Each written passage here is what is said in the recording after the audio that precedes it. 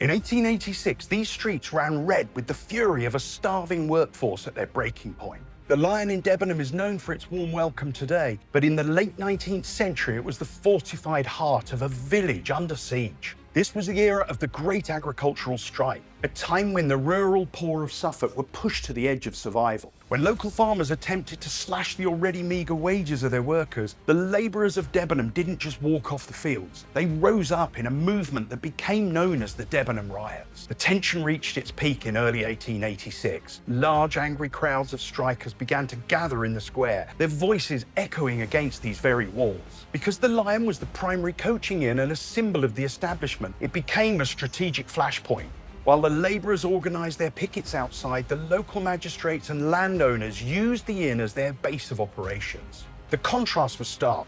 Wealthy men discussing law and order on the inside, while desperate men fought for their livelihoods out in the cold. As the situation spiralled out of control, the local authorities realised they couldn't contain the unrest. A massive force of police was drafted in from across the county to garrison Debenham. These officers were stationed at and around the main inns, with the Lion serving as a crucial post.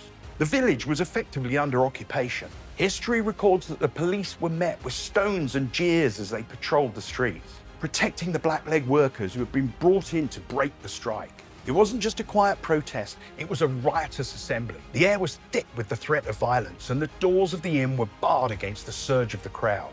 The labourers were fighting for an extra shilling or two a week, a difference that meant life or death for their families. Standing here today, it's hard to imagine the roar of the mob and the sight of uniformed officers lining the entrance to this pub, ready to charge into the masses. The strike eventually broke, but the scars on the community remained for generations. The Lion stood as a silent witness to the moment the social fabric of Suffolk nearly tore apart. It's a gritty reminder that these historic buildings weren't just for rest, they were the stages where the most brutal chapters of our social history were played out. When you look at the small village green now, remember the thousands of feet that marched here in 1886, demanding a fair day's pay for a fair day's work.